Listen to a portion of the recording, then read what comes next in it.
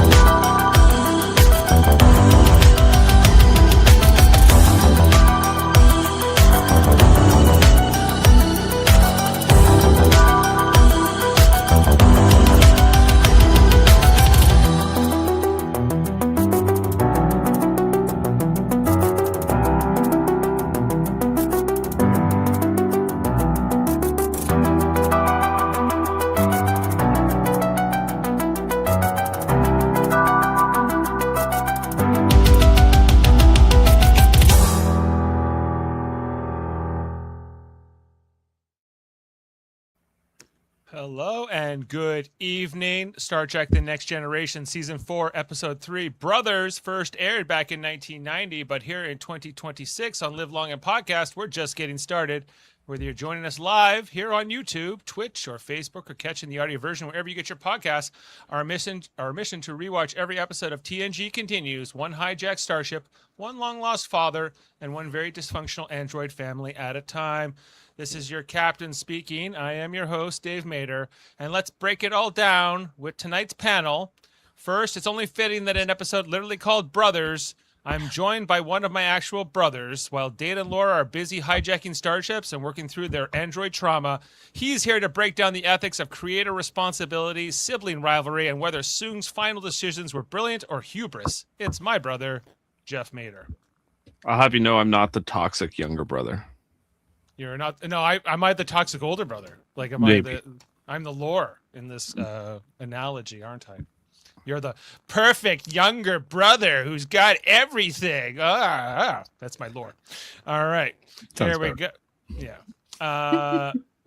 Coming in next, she has a brother, but more importantly, she's the mother of 3 boys, and she knows more about sibling rivalry than Noonien Soong ever prepared his android sons for. If The Brothers is a lesson in identity, family conflict, and emotional fallout of being built, literally to compete with your sibling, she is already unpacking it. Our quiz admiral herself, it's Ashley Millard.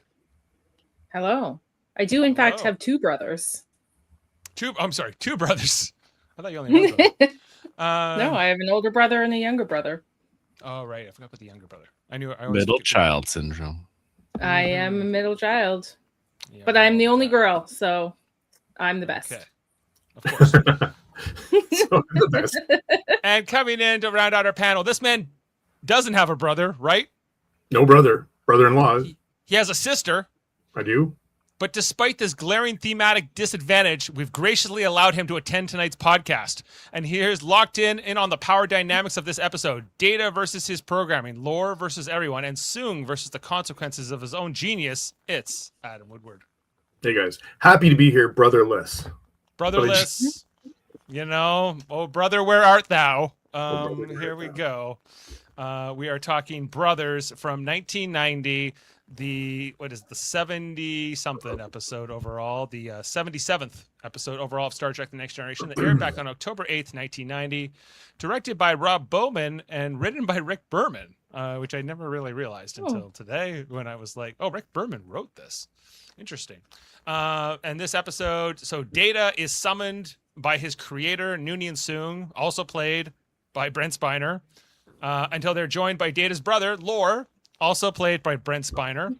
And there's this whole other plot line going on with these 2 younger brothers, the Potts brothers, Jake Potts and Willie Potts, that they need to save the one brother after he ate some kind of parasitic fruit or something in the Enterprise Arboretum, which I'm not sure why that's there in the first place, but it was, I guess.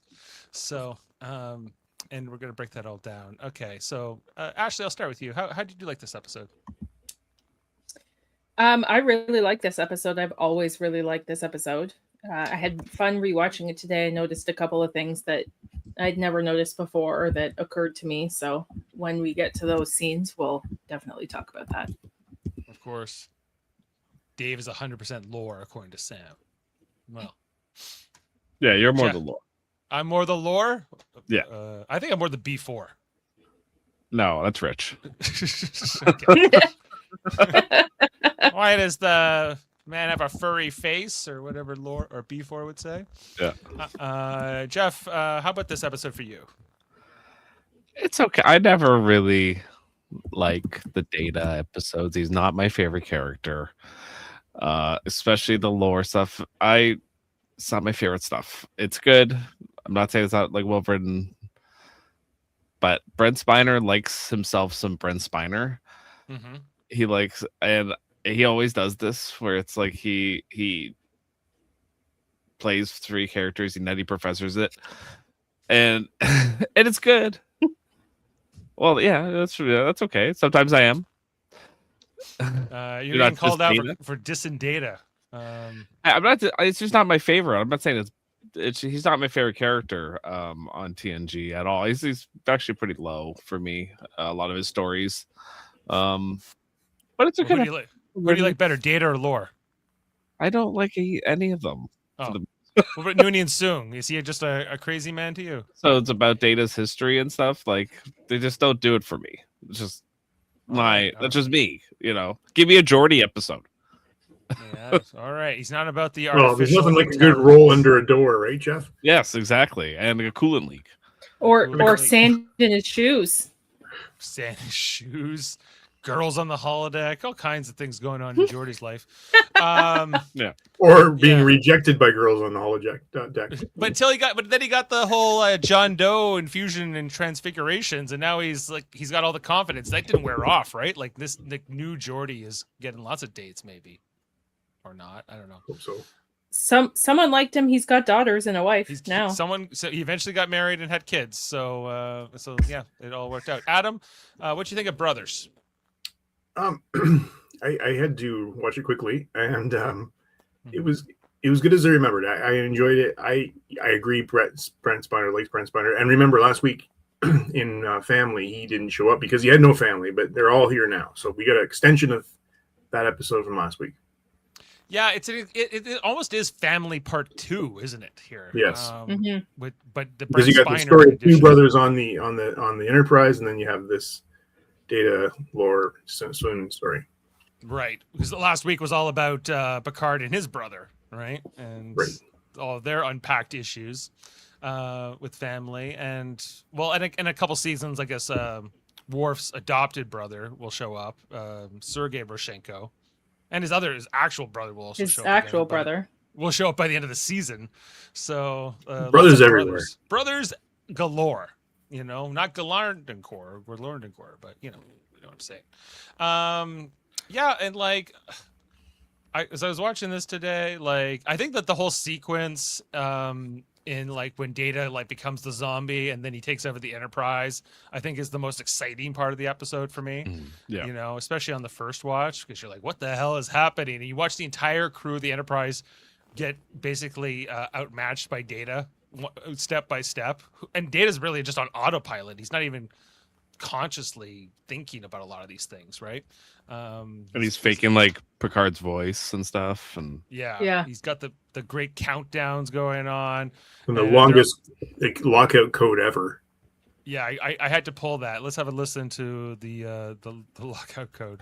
Computer, establish a security code for access to all functions previously transferred to bridge. Enter code. 173467321 Charlie 32 789777 643 Tango 732 Victor 731178888 732 476789764376 Lock. Security code intact for all specified inquiries and orders. The computer should have been like, there's no way you're going to remember this. There's just no way. We can't accept this. Clearly, you're not human. Yeah, this is... do you think you should write this down, Captain? Something warning there, but they're like, no, sure, fine, it's all locked out. I'm sure somebody. Where's Grok when you need him to detect if it's AI? Right, exactly. There's no AI voice detection. Everything else here that goes on. Yeah. Actually, it completely is AI. It is. Well, yeah. It's AI talking to AI. It is. That was all AI, and they're taking over the world, or the ship, if you will, and there's nothing you can do about it. You know what's funny? Every now and then, Data does stuff like this, and he's like, he knows everything, and he can lock everybody out and make that basically a weapon of mass destruction. Enterprise can be taken anywhere and just do anything if he's controlled enough. Yeah, they never talk about it again. They never say they put any kind of security measures in place to guard against this in the future. I feel like there should be something, because I think one officer with this much power, regardless, is kind of terrible. Like terrible. He can go rogue. I also can I say it's kind of ridiculous that like they show Data like hitting all the buttons and he's super fast at it, and I'm just like, why does he need? He's a computer. Why does he need to hit buttons?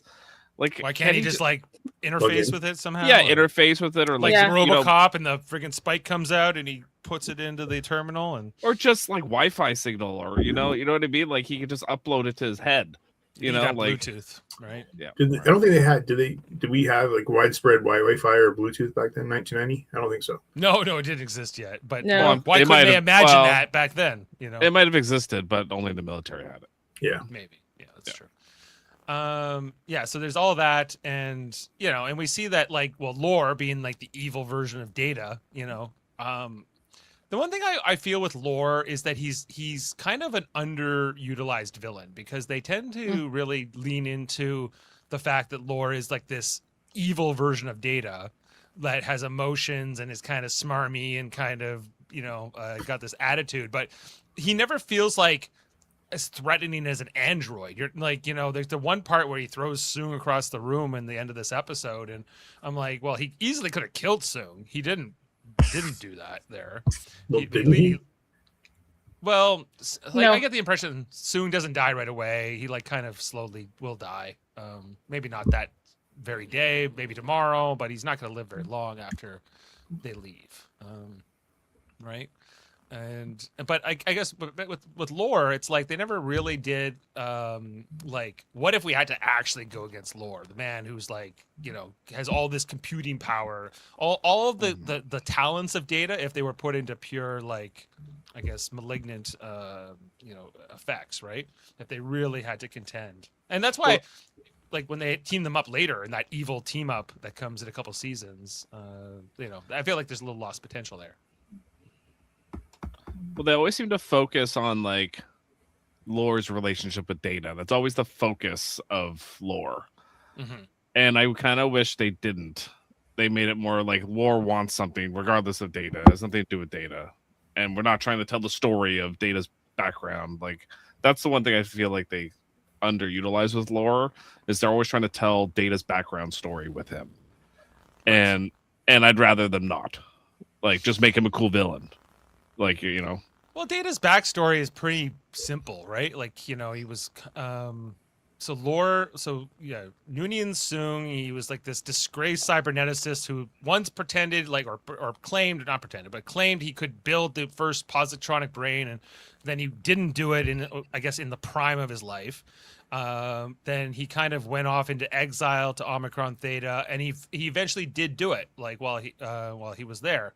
B4 being like kind of like the first failed version, Lore being the first real successful version, in the sense it was a stable positronic brain, but Lore is not the greatest. He's kind of a bad guy, more than kind of. And then he got Data going, but then right after Data comes online, like they get attacked by the crystalline entity, and Data doesn't even remember Noonien Soong, right? Like he has no memories of any of that. So Data's backstory is very similar to Odo's backstory. Yeah. He's found by a species. He doesn't remember anything before being found by that species, and then he joins their space force. He's kind of like a child. And then he's trying to find his family, essentially. Like they're very similar. Yeah. Yeah. And they both have a similar dynamic in their respective casts, being this outsider, the one that you're supposed to look at humanity through the lens of. I guess the Doctor being the other version on Voyager, and 7 of 9 to some extent fills that role, right? Like the one you see the rest of humanity's eyes through, you know. Mm-hmm. So anyway, we got a comment here from Stargazer. He's always saying, I always found Laura was a good character in concept, not so much in execution. He just comes across as a jerk in every episode. And he does. He is a jerk. And that's kind of like, that's Brent Spiner's performance a little bit. Like, I think Brent Spiner kind of has like, this is who this character is. And he never deviates. And there's not a lot of shades to Laura. He's a one note character. Yeah. Well, and we find out we catch up with Laura for the first time in this episode after his first appearance back in season 1. We find out he was drifting in space for 2 years. And I just don't understand what Data thought after he beamed him into space. Like, okay, bye, and then they just like warped away, and then I guess the Packlets found him, and then he like tricked the Packlets into taking their ship, and he's just been kind of like schmoozing around, like doing what? No good has ever come from launching somebody into space and just letting them float, i.e., Khan and his crew. That's right. Yeah. Like later on when Data actually disassembles Lore, I'm like, okay, good. Like at least you follow through on something. Jeff, Sam wants to know who your favorite character is in TNG. Yeah. Probably. I like Geordi. I like Picard's stories a lot. Like Picard, I think has a lot of the best stories on TNG.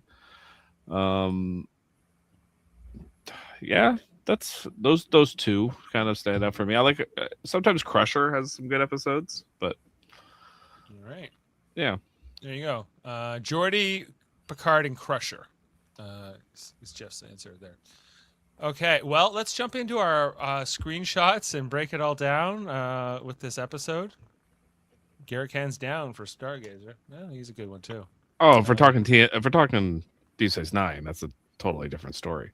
Yeah. Okay, well, this episode starts off with a captain's log talking about how they were at some planet, but then they had to completely stop. 2 days at liberty. Yes. Yeah, it was a strange. Yeah, I just wish that he would just say we have 2 days off. Yeah. But he can't. He's a Navy guy, right? Yeah. So anyway, so there's a prank here. One brother got the other brother going here, and the older brother who's responsible. It's always the older brother who's always the villain. Bad eggs. Yeah. Yeah. That's I think Rick Berman must be a younger brother here. As a second born, it is always the older brother. Yeah. You know why, guys? As being the older brother, it's because there's a time in your life when you're it. There's nobody else to worry about. Right. You've got the full attention of the parents, and then somebody else comes and then messes steals it from you forever. But these boys don't have the full attention of their parents. I'm about to go on a rant here. What why are they there? Why are they there? Is happening? What the parents are on sabbatical and just left their kids on the Enterprise? Yes. Why are all parents in this century bad parents? They just all abandon their kids. Like, they're just like, you know what? I feel like going off and doing this thing. I know we have 2 kids, but that's fine. We'll leave them on a starship that's constantly in peril. Is this a product of the 24th century, or is this a product of the 20th century? This sounds like the 80s, actually. I don't know. Yeah, right. It sounds like the 80s. Latchkey kids. This is the most latchkey kids ever. Yeah. Right. Well, it sounds like my whole life, guys. Like, where's mom and dad? Don't know. Yeah. Their younger child is literally dying, and they're just off on vacation together. Sabbatical is a vacation, right? Like, it's not. No, sabbatical could be a work too. You go somewhere to work. It could be. Yeah. Go to Bajor with Sabar. Yeah, you're going to do something away from your main job, so you're taking a sabbatical from your main job. But why not just leave them on Earth? Like, they were just at Earth. Yeah, send them to family or something, or some. There's got to be some place to send your kids on Earth that isn't on a starship that is constantly out there, almost being blown up. Yeah. Picard's right. Like, kids don't belong on a starship. Well, they certainly. Agreed. I definitely have less sympathy when their parents are not present. You know, but I don't know. Like Wesley lived here for a year while his mom was off doing whatever. I mean, this is kind of the equivalent of like a kid ending up on a battleship or a submarine. Like, what are you doing here? You know, like it's a luxury cruiser hotel convention center as well, so it's kind of a bunch of different things. Anyway, so the two brothers who have been left here by their parents for whatever reason, they were playing laser tag basically, and the younger brother thought that the gun looked kind of real, so the older brother played this trick to like, you know, basically think that he had killed him, like by filling up a balloon with red paint or something or dye, and then he got shot, and then he thought he had. So the younger brother thought he killed the older brother. So the younger brother ran off in horror, hid somewhere, and then ate some kind of parasitic fruit that is about to kill him. And they can't treat him on the Enterprise. They have to get him to a medical facility. It's a curious science fiction need, but it's the setup for the episode. So we're gonna go with it. Anyway, so Riker gives a little bit of I wouldn't say like a tongue lashing to this younger Potts or the older Potts brother, but he's not thrilled with him. The agreement of him being allowed to stay on while the parents were on sabbatical was that he would stay out of trouble. And this is not staying out of trouble.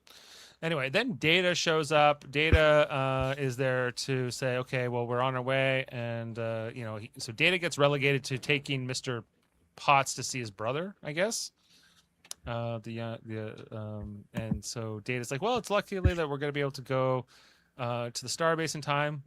He's with the boy in the turbolift. And then as, he's talking to Data, Data all of a sudden goes into this automaton mode. The Manchurian candidate gets activated, and Data is on autopilot from this moment on, where he it's a factory reset. It's a factory reset, exactly. He immediately redirects the turbolift back towards the bridge. He ignores the kid completely. And I think it's funny, as soon as the kid sees Worf, he hides behind the wall there. Yeah. This is true. And then he's on his way. Then that is the teaser for the episode. Data got some we don't know what's going on with Data. It's a little hard to tell from that if you're watching this the first time, but that's how the episode sets up. After the credits on Brothers, we then see that Data then goes to his station. They say, "Back so soon, Mr. Data," which is curious because he was supposed to take that kid down to sick bay or whatever, and he's back really fast. But then as Data goes back to his console, he then, basically redirects the ship towards Noonien Soong because he's got that homing beacon on, and Data is going to get home like a salmon going against the current, no matter what, if it kills him. And nobody knows what's happening. There's a part here where Riker says, "Data, what's happening?" And Data just ignores him. This doesn't clue them into something being up yet. Because right then when they ask, before they have really a chance to process that, they go into basically blue alert, and the life support starts to fail on the bridge, and so we're all heading to engineering, everybody. Let's go. Before life support fails, and Data goes to the third turbolift, and he makes it seem like he's going along with them. Giving a little nod to Riker and Picard, but it's all a ruse as autopilot Data is back. And now with life support not on the bridge, and Data not needing to breathe, he has the run of the place. And he is reprogramming everything, taking control of the entire ship from the bridge. And you get the bridge set in like a little bit of this subdued lighting, which I always like. Anyway, then we head down to engineering with Geordi. Okay, wait. Speaking of Deep Space Nine, yes, that's Lieutenant Primin.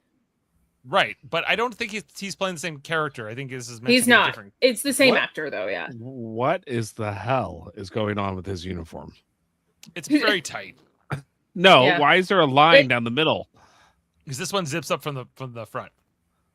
When have I've never seen a line go through the middle of before. So the heroes get like these ones that zip up at the back, right? Oh. These are more custom, like tailored for each. So you'll see like a main character wearing this one, but in these but these other seasons, you'll see that they created like these cheaper, I guess, a little bit more less customized, like I guess like so that different actors can wear these suits, so this is what they're trying to go with. But it doesn't. They look don't very- wear these on Deep Space Nine like that. Well, no, they wear a different uniform on Deep Space Nine. Right. Okay. Is this Yeah. is this consistent throughout every season? Well, you saw that, like, so this is now the second season since we went to the 2-piece variant on the uniform, and you see a whole bunch of the extras still wearing the season 1 and 2 uniform still, but they're kind of trying to get some of the extras and the background characters to be wearing this version now, which is, I guess, maybe a little cheaper. Anyway, Lieutenant Primin, yes, the guy that they brought in that week that O'Brien wasn't available for an episode because he was in Con Air or whatever it was. Yeah, this guy is here. Anyway, He was in Move Along Home. He was in Move Along Home, right? Because O'Brien's not there for that episode at all. Okay, so then down in engineering, they figure out that they've lost command functions.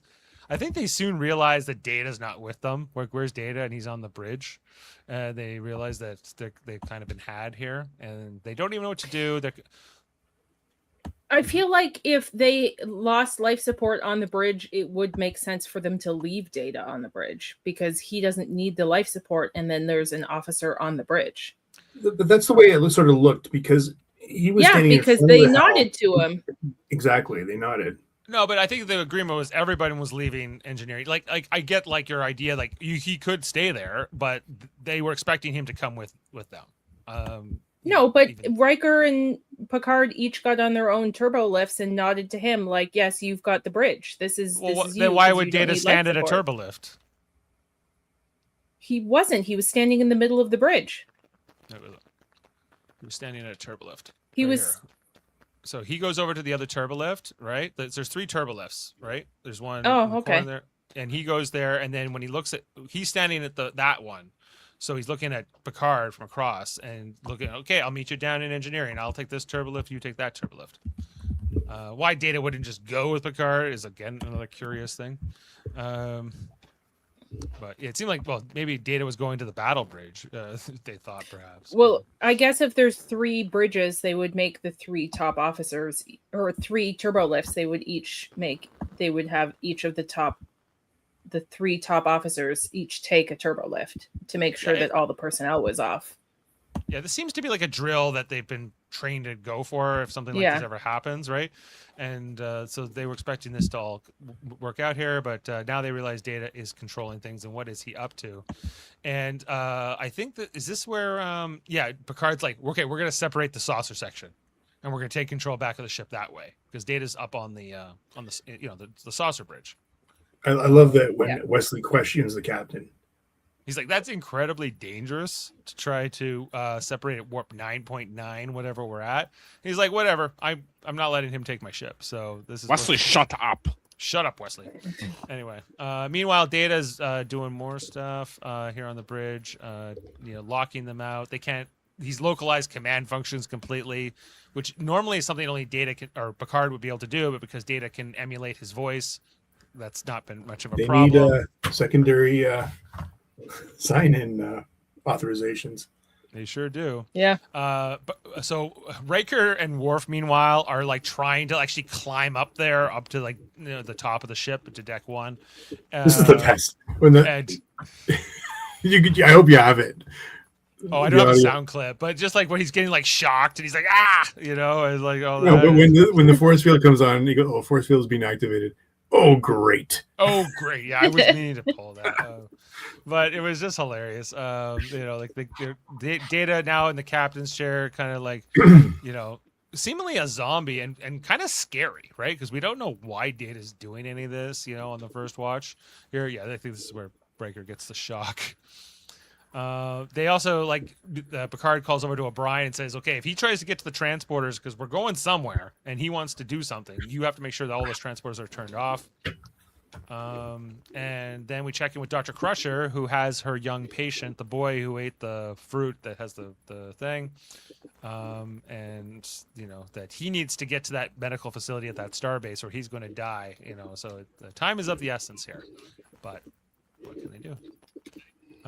We get this a scene afterwards with Dr. Crusher talking to the young kid, the boy who ate the poison parasitic fruit, and I guess I'm trying to remember this first conversation what it was.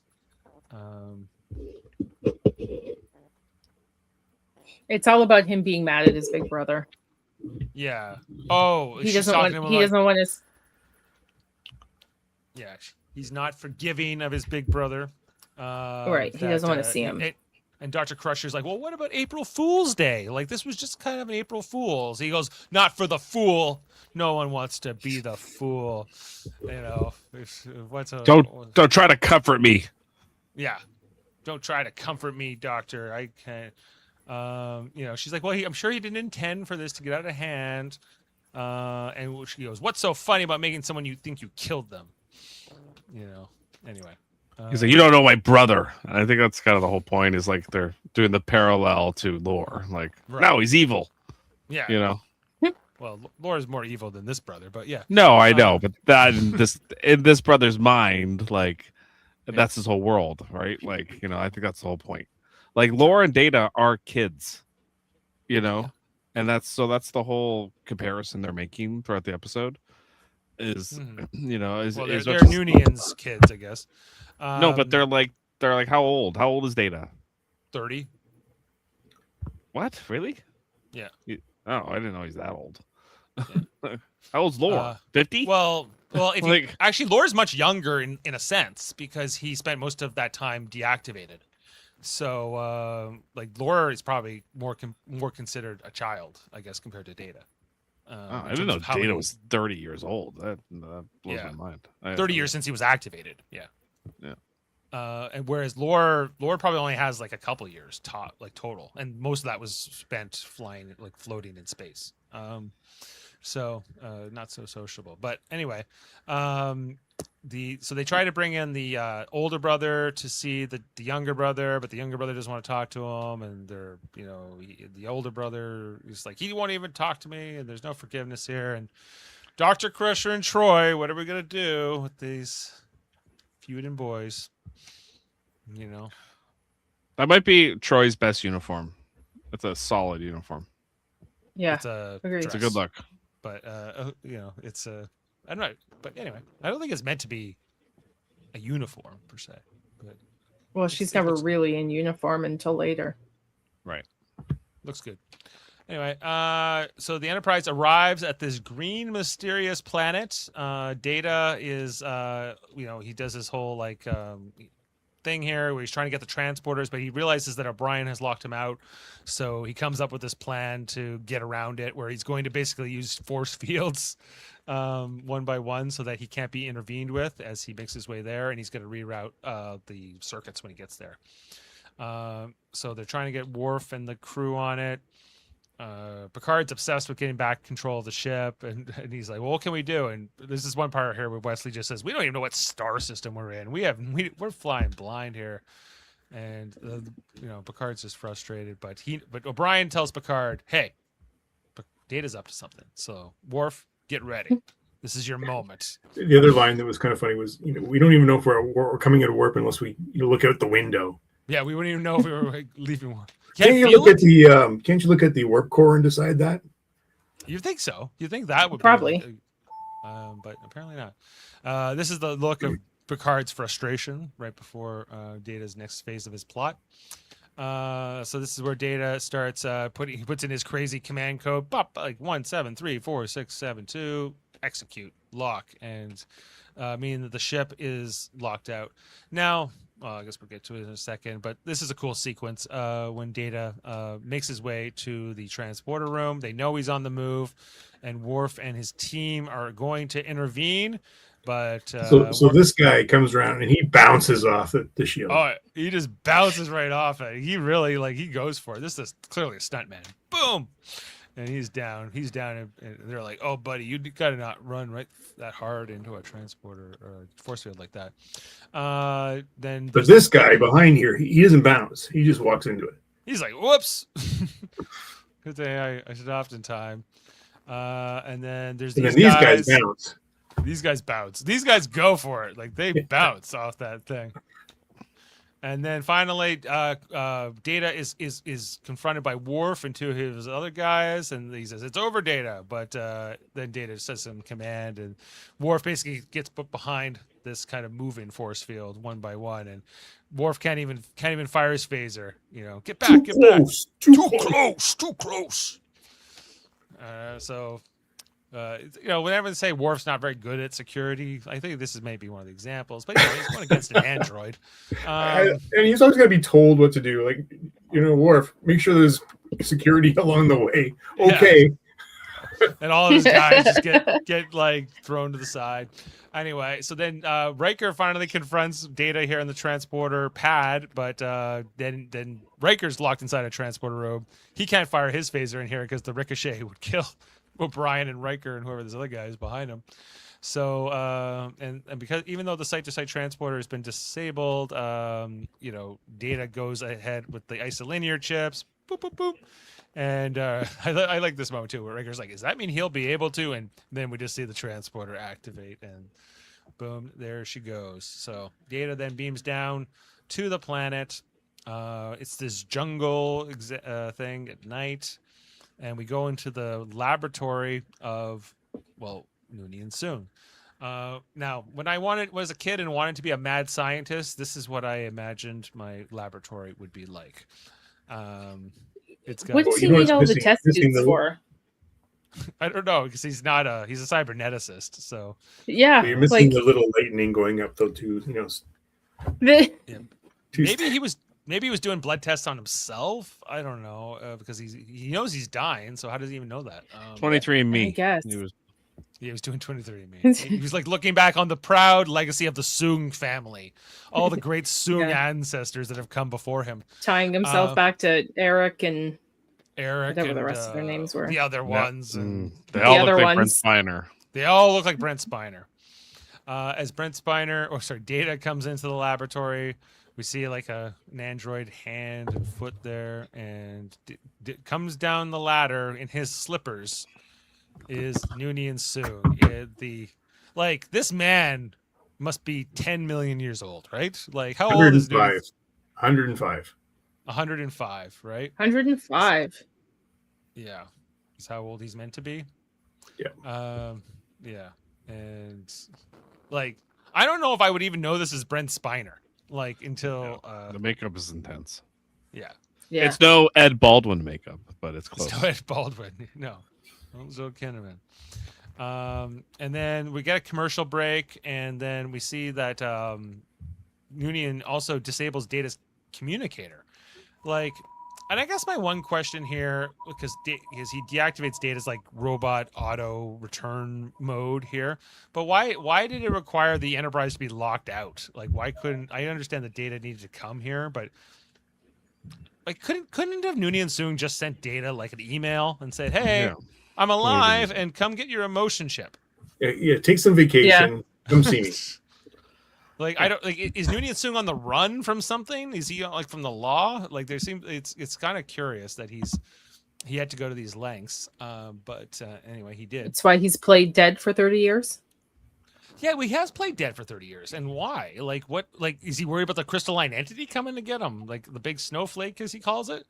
There's more to it, I think, than we realize. And we know that Noonien Soong has an actual biological son too. Right, that we met in Picard season 1, also played by Brent Spiner. So anyway, maybe he's hiding from his android ex-wife. It's probably what it is. He's like, I can't handle the alimony, Data, so this had to be, Anyway, then Data becomes present. He leaves zombie mode, and he doesn't really realize who he's dealing with right away. Do you know who he kind of looks like? He looks like Christian Bale's character in Thor, Gore. Yeah, he looks. I don't know. It's an interesting look, and I guess they got Brent Spiner sit hunched down or something, so he seems shorter than Data. Right? Well, and this is not obviously Brent Spiner that he's talking to. Well, no, he's got a double that he's right. when he's got to do the coverage, right? But anyway, he's you look a lot like Noonien Soong, but Noonien Soong's dead anyway. Always love that face, he says to Data. Which is, his own face. What else? Brent Spiner likes Brent Spiner. This is Brent Spiner on Brent Spiner. Like Rick Berman's like, okay, Brent, I got a pitch for you. You're gonna be Data, Lore, and Noonien Soong. I love it. I love it. Triple pay. Yeah. Triple the pay, triple the lines to learn. But he did it, Anyway, so then he kind of realizes it is Noonien Soong, and he's like, "Whoa, it is you! Like, how could it be? I thought you were gonna die." But anyway, back on the Enterprise, Picard's still locked out of his ship. They don't know what to do. I think they're trying to figure out a plan. And is this where they want to like deactivate the power grid so that they can try to get some control back? But that could affect the medical force field that's quarantining this kid. Who ate the poison fruit. Okay, so I'm a little confused too about the parasite. Like, is it contagious? Like it's airborne? But you can't. They don't really you can't tell go through. us. Yeah. No. They're treating them. It seems like it. Yeah. But they're like, because if this force field comes down, everyone else could get sick, I guess. Yeah, but see, this is where they do have battery packs and everything. They could independently power it. Yeah, it seems like they have more than one power source on the ship. Because when the Enterprise, like when the saucer section and the main engineering separate, like they both have their own power generation, right? Mhm. Anyway, so Beverly trying to cheer the kid up here, but then the kid's like, "It's not funny. I'm the one who's gonna die," and then he gets all sad. Because if they don't get him to that starbase in time, he will die. And he's all sad. You don't want to feel bad? Why would they tell him that? Well, He doesn't they need to told know him. that. I don't know if they did tell him But necessarily. He there's no other way he's gonna know. Yeah, he does. He clearly does know. So he's either figured it out or they told him. But They should have just told him they were still on the way. Like, I don't understand why they would tell him that any of this. yeah, well, What's wrong with the Can't shelter adults in this century? they don't believe in sheltering the kids from real world problems, mostly. Anyway, so then they finally get back on the bridge after that move, and then Worf gets to his console, and he's still locked out. He's so pissed off. They're like, burp, burp. Command functions, and then Picard comes, and he was like, "Yeah, we're locked out. What's a command code?" He's like, "Password," and then he realizes he's password locked out of his own ship. This is my favorite. This is my favorite part right here. Is Geordi? He goes, "Data. That's what I was afraid of." That was my favorite part of the episode. you were just waiting to break this news to Picard now. Yeah, it's like this was always possible. Geordi always had this in his mind, but he's like, yeah, Data could totally screw over the whole ship if you ever wanted to. For sure. I'm not gonna let I am the chief engineer. I'm not gonna tell Picard this until it becomes relevant. But Yeah, because they're happy when Data's gifts like save them in the crisis, but this is not the ideal situation. Right now, Picard's thinking I should have just let Maddox take him. That's so true. Damn, this is what he was talking about. I should have let him go. Measure of a man. Maybe he was right. Maybe. Just then, Worf detects, because they have sensors. Like, they have no control of the ship whatsoever, except for sensors and life support and auxiliary power. But they're like, there's some ship coming in, but it has no life forms on it, so don't know. And they can detect that there's a human on the surface, but they don't know who that is either. So, meanwhile, we would go back to the planet with Data and Soong. Data's doing his pat his head and draw circles on his stomach, which is something I guess he struggled with when he was. Can you guys do that? I think so. Yeah. I Can used to whistle be at the able same to. time? Yeah. But I couldn't do it before. I just found it. Yeah, and he tries to whistle while he does it, and it's kind of funny. And why does Soong have so many dinosaur things? Because they're cool. yeah, man, a good set. And later on, you're gonna see like the kids, like the younger brothers on the Enterprise, playing with dinosaur toys as well. Like, honest to God, wouldn't you love to have that in your house? Like Sure, I wouldn't be but surprised if like Jurassic Park just finished and they're like, hey, we got all this dinosaur stuff. You wanted Star Trek? They're like, Jurassic Park didn't come out for 3 more years. oh, okay, well, fair enough. What year is this episode? 1990. Oh, Yeah. Okay. And what year's Jurassic Park? Jurassic Park's 93. 93. Yeah. Okay, so they filmed it in 92. Okay, Yeah. but yeah. Right. But yeah, there was dino craze in those times. But even before that movie. Anyway, so it's just interesting, like the stuff that Soong has in his house here. Anyway, so then they hear the door open, and oh no, but before it's Lore. Sorry, there's this whole conversation here with Data and Soong where he's like, "Why did you join Starfleet?" You know, I gave you the ability to choose anything and do anything. Yeah. You joined like he's very disapproving of Data's choice to He joined be the in Star- military. Yeah, What would have been better? That's what I'm confused. Well, with. that's He what wanted Data him to be a asks. scientist. He's He like, I wanted thought you'd him to become a scientist. cyberneticist like me and make more androids. He's like, well, I did that. I made LOL and it didn't really work out. But you know, he doesn't get into the details of that here with Soong. But I get the impression that Soong has a bit of distaste for Starfleet. He doesn't like Starfleet. He's a A lot scientist. of people don't like Starfleet. it's It like seems scientists. like unless you're in Starfleet, you don't like Starfleet. Well, it's like you know, scientists that they might not like the military because they get told not to do something, or you can't research this or whatever.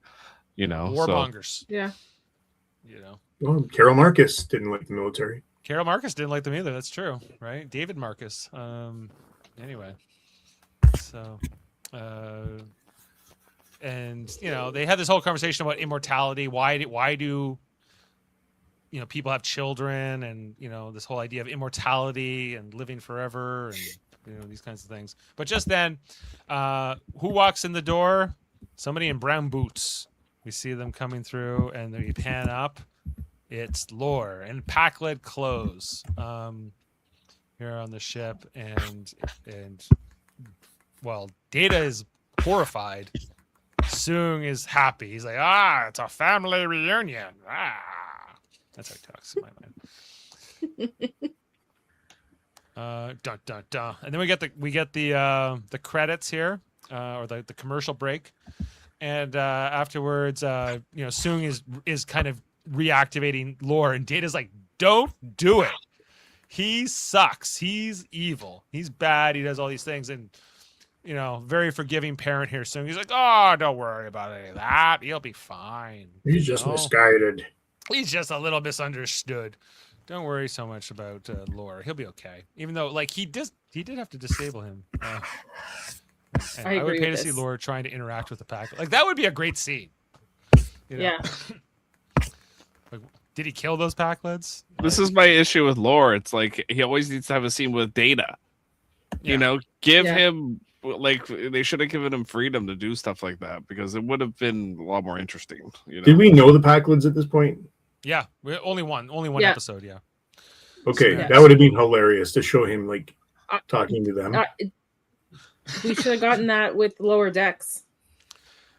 Like there was when Lore does like become conscious here again, like he tries to lunge at Data, like what he's going to attack at Data, come on, I was like, okay, like give me android fight, I want to see what that looks like too, but we don't get that because Noonien holds him back, you know, and then he realized it is his father, and he's like who he thought was dead, and he's like, you're alive, and then it becomes very much about, you know, you always loved Data more than me, and you know,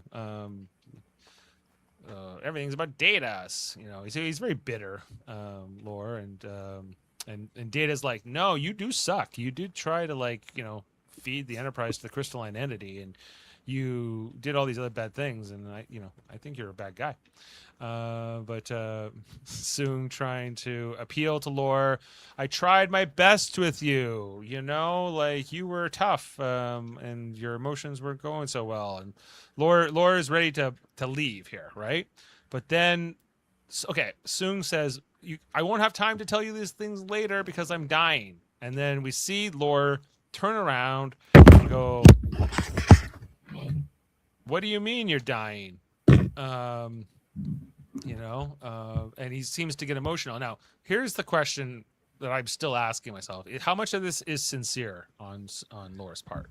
I think it is sincere. I think the guy is Yeah. like he reacts with more emotion with everything he feels, Yeah, whether it's anger or envy or whatever it is, and now with sadness. in sadness, and he doesn't know about the emotion chip yet. He doesn't have that angle, right? Like he doesn't like that he wants that yet. So I don't think that I agree with you that this is not necessarily a con. We hear it every time you scratch that thing, by the way. Sorry. Anyway, so then on the bridge, the Enterprise, or no, this conference room, this is when they're trying to figure out how they're gonna like get the transporters going again, and that Geordi basically has to like rig a bunch of tricorders together as a network, and like because they don't have the main computer to try to get back control of the ship.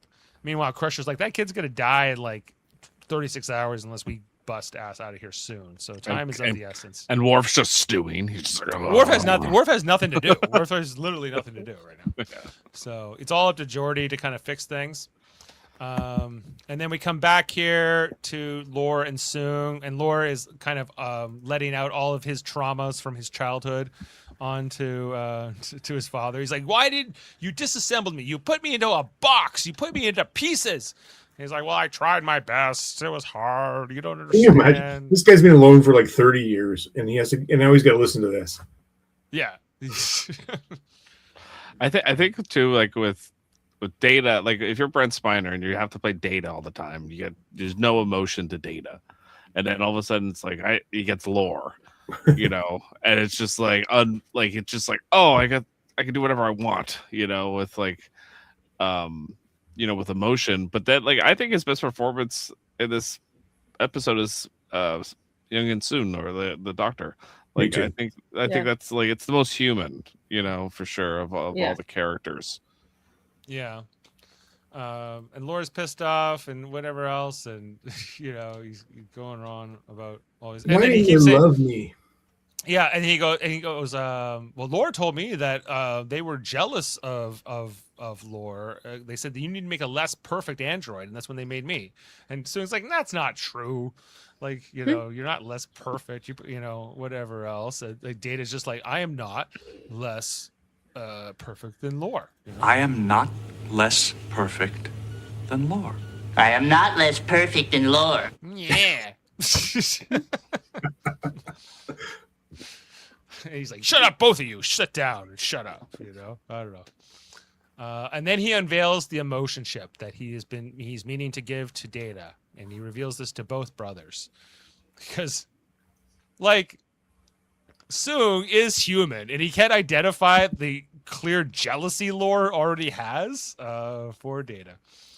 But I think that he's playing the mad scientist quite well, and like other mad scientists, they sometimes have a problem relating with emotion and seeing when things are there, and I think he plays it quite well.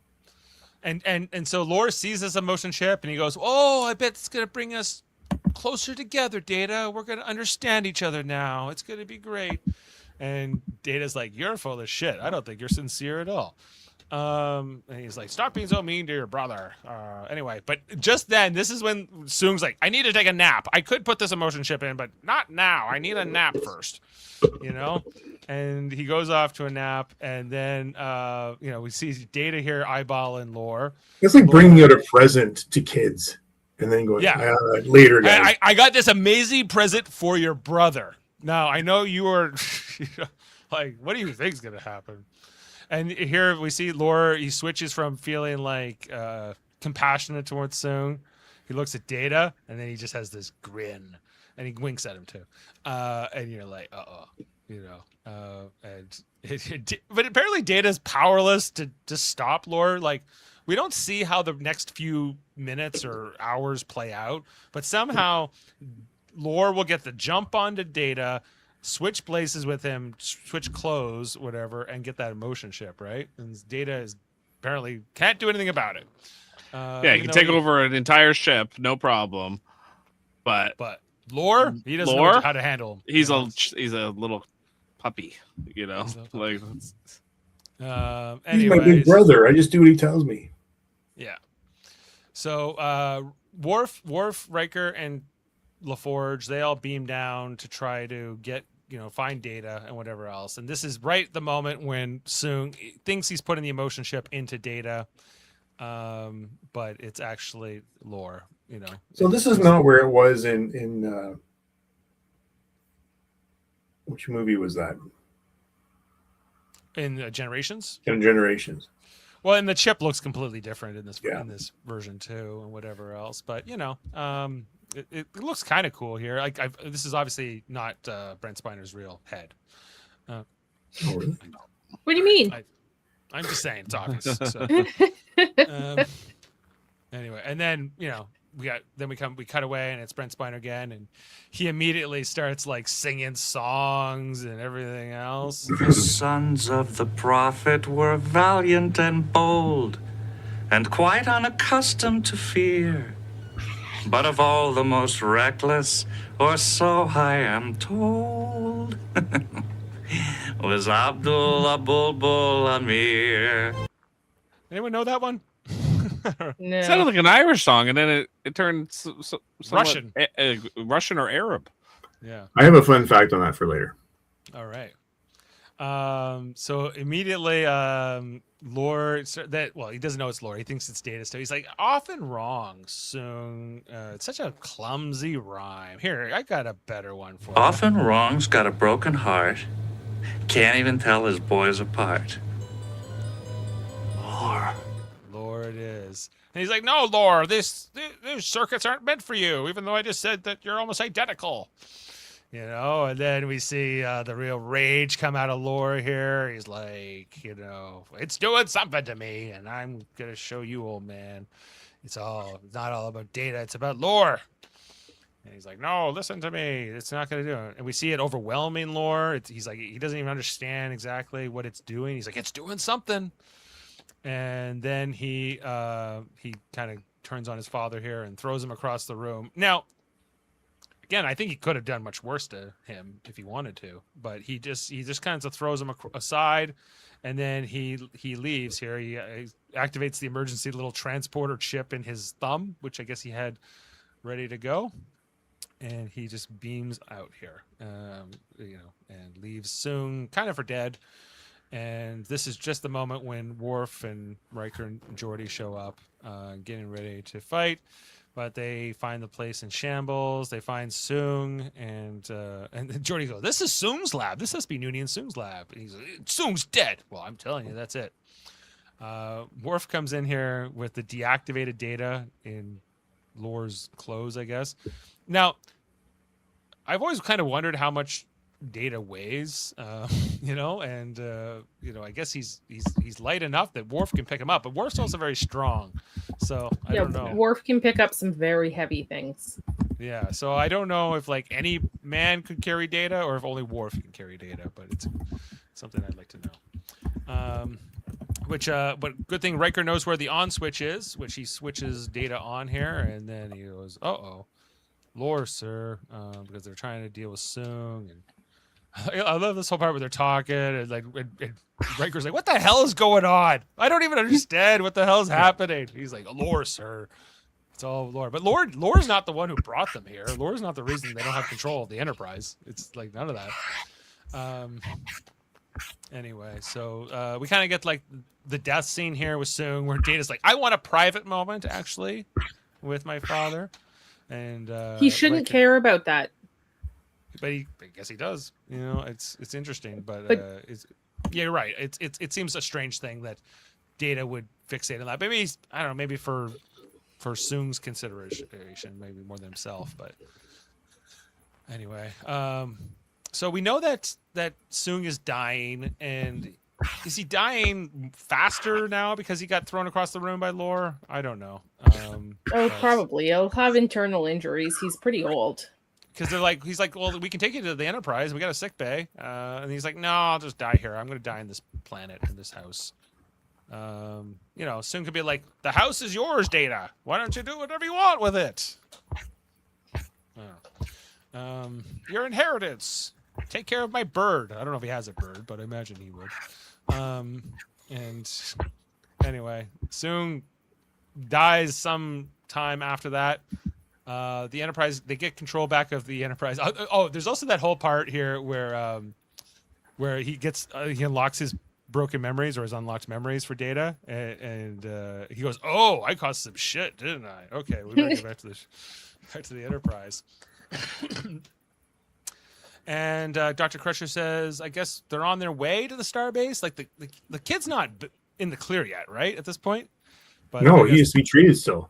He still has to be treated, but I guess they're like, well, but now we're back on our way, and he'll be fine.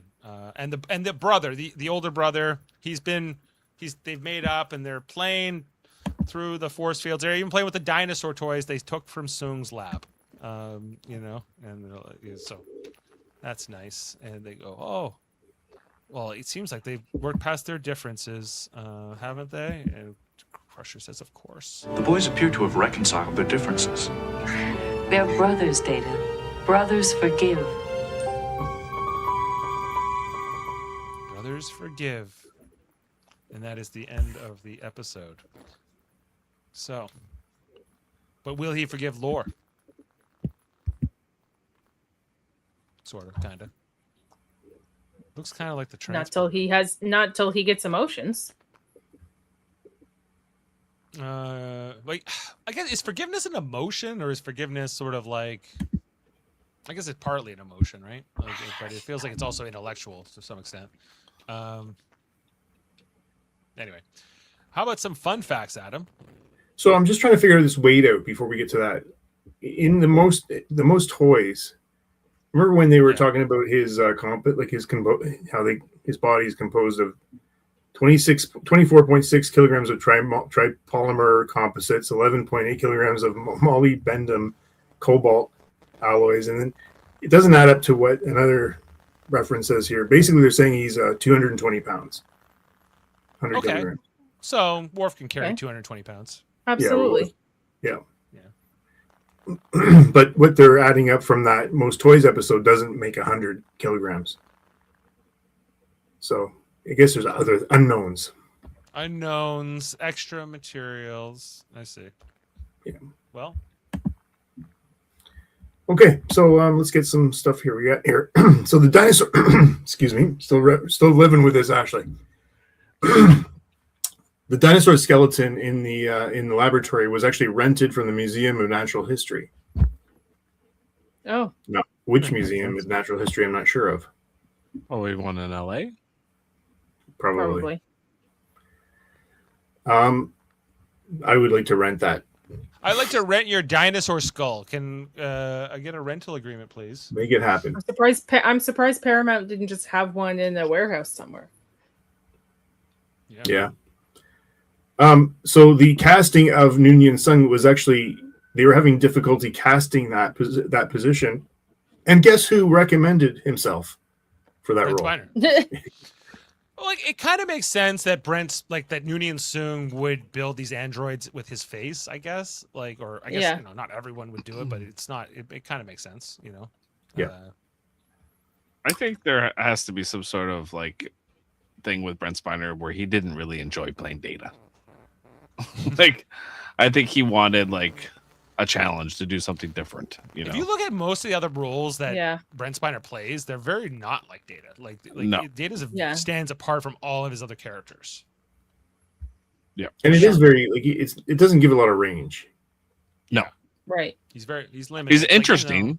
He's like a Spock, you know. He's interesting and he's compelling, but he might not. But it's kind of like it requires a lot of restraint, I guess, from his performance, right? Yeah, right. The episode was nominated for an Emmy Award for outstanding achievement in makeup for a series. Really, that one shot you showed.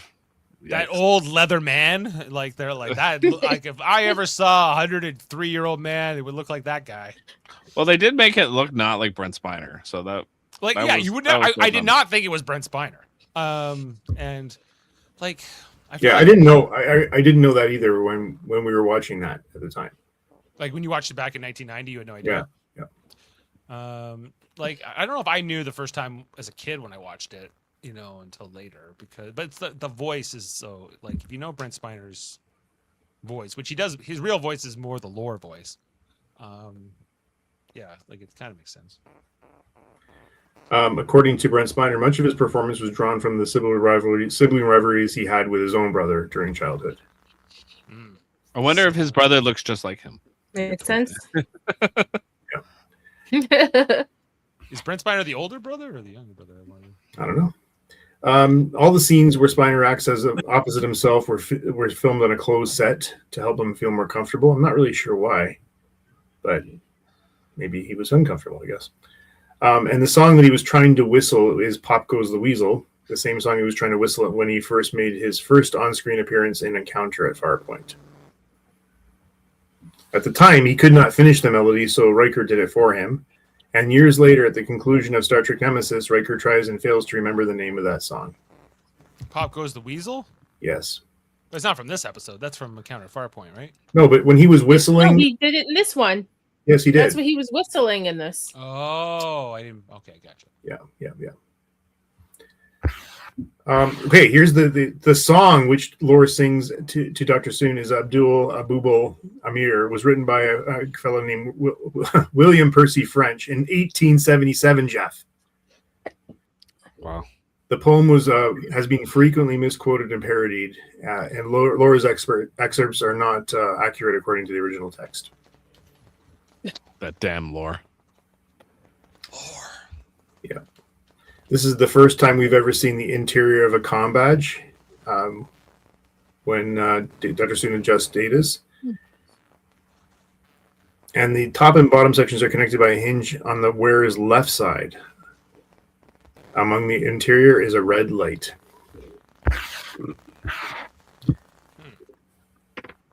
Before shooting, Brent Spiner and director Rob Bowman spent 3 days rehearsing and blocking the scenes involving Data, Lore, and Dr. Soong. I don't think they ever did that kind of rehearsing. All the blocking, would have been a thing. They would have had to have like a Data stand-in, a Lore stand-in, a Soong stand-in. For the scenes where all three of them are there, Yeah. It's only a couple of them, but... In April 2007, the Packwood costume worn by Brent Spiner as Lore was auctioned off at an online auction for $2,100. It's cheaper than I thought it would be. Yeah. So here's where the Lore manages to deactivate Data, don his uniform, and poses him to pull off his nefarious scheme, but he did the same thing in Data Lore. I know he did, but he did the exact same thing. He's like, Data doesn't learn. Data is very easy to get the drop on. It seems like that's he's very trusting. Very trusting.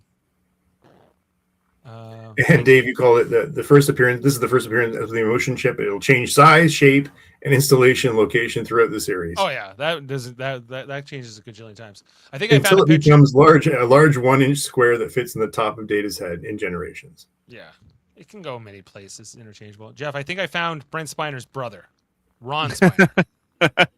Is that real? I think so. No way. No. Good old AI. Yeah. The emotion chip stolen by Lore is a major plot device in Descent Part 2, and a minor plot device in Inheritance, Star Trek Next Generations, First Contact, and Insurrection. It's used everywhere. Sure is. It's a fake. It's a so fake. There you go. I'm just going to check one more thing here and make sure we've covered it all. One moment. Well, how many more episodes did Rick Berman write, or did he that part? I'm kind of curious about, because I know he wrote a ton of Enterprise episodes with Braga, but in terms of writing, he only wrote 5 TNG episodes. This was the first one. And Rick Berman? Which other ones did he write? Ensign Row, which he co-wrote with Michael Piller. Unification 1 and 2, which he also wrote with Michael Piller. Those are strong episodes. And A Matter of Time, which is that's the one with Berlin Half Rasmussen. You know, Oh yeah. So yeah, like these are all strong episodes, I would say. And in terms of Deep Space Nine episodes, he helped co-write the pilot, Emissary, and then he also wrote the Maquis storylines and a bunch of episodes. Betrayed your uniform. Betrayed your uniform. Well, that's before Michael Eddington. That's when it was Cal Hudson.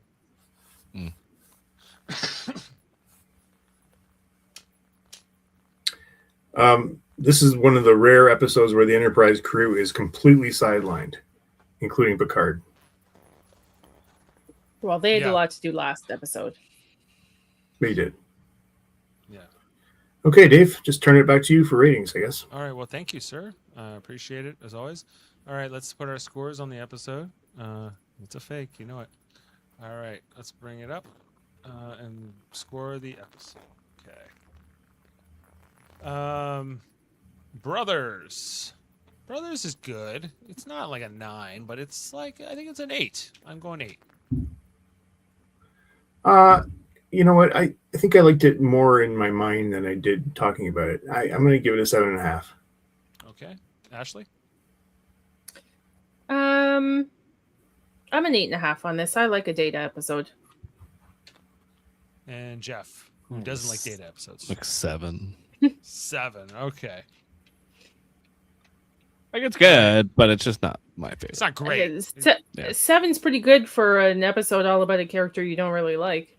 No, I like Data the character. I don't like his backstory. I But don't. you don't like the stories. Yeah, I don't like his backstories and stuff. Like they're so. It's like there's certain characters where it's just like I don't care. Like Dax, they'll do this with like a Dax episode, and they'll start explaining all her, like her family, and I'm like, I don't. mean Oh, Ezra Dax? the Trill background? I can't take that. The Trill background. This is the Trill background for me. It's more alien, I get. Okay.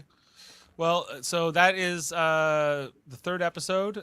Jeff, did you want to, or Ashley, did you want to add any scores to these other episodes we covered recently while we're here? I haven't watched them recently enough to. Okay. Oh, well, I mean, 10 for both of the best of both worlds. Yeah, those are. Menage a Troy is definitely a 9 for me. All right. Stargazer Fish gave that a 7. You gave this one a 7? Yeah. Brothers? Okay. Well, thank you, Stargazer Fish. All right. Well, then that is that for Brothers. We will look ahead now to episode 4 for season 4. It is called Suddenly Human. And the Enterprise rescues a Starfleet admiral's grandson, long thought dead, who was raised by the very aliens who killed his parents. Another family episode. Another I like this family- episode. Yeah, kind of driven episode, although, a new character. Do you like this one, Adam? I really do. I enjoy that one. Because Jody said he'll be there next week to talk about it, even though he hates it. He hates it. Oh, good. Yes. So I convinced Jody that, he actually likes it. He just doesn't know yet. He doesn't know he likes it yet. That's exactly right. So look out for that one. We'll be talking Suddenly Human next week. Also, last week I was on with Jason and Steven over on our fellow United Federation of Podcasts channel. It's called Hey, Did You See This One? And we were talking Wrath of Khan. I was also on with Graham, their friend from Nova Scotia, and we talked about Wrath of Khan for like 4 hours. It was quite the epic discussion. Well, it deserves a 4-hour discussion. It was good. It was because they're not like these three guys. They weren't like huge Star Trek guys, so it was kind of an interesting discussion to like get into it. They're more Star Wars, really. So look out for that. Also on the other United Federation of Podcasts channel, it's called Super Mater Brothers Podcast. We are covering Survivor 50. I've enjoyed your company as always, but it appears it is time we said. Well, not yet. I think I have a hotkey, don't I? No. All right. Maybe I don't. But look out for that. Survivor on the Super Mater Brothers podcast. And I think that will wrap us up for tonight. Thanks, everyone. Thanks for everyone who was on the live stream. Make sure to like, subscribe, and share. And we're almost at 1,000 subscribers now on Live Long and Podcast. So we're, help us get over that edge. Only 80 more to go. All right, that's pretty good. Yeah. Look out for that. And with that, we'll leave you with the song of the prophet to close out tonight. Have a good one, everyone. The sons of the prophet were valiant and bold, and quite unaccustomed to fear. But of all the most reckless, or so I am told, was Abdul Bulbul Amir. There were brave men aplenty, all well known to fame, who served in the ranks of the Tsar.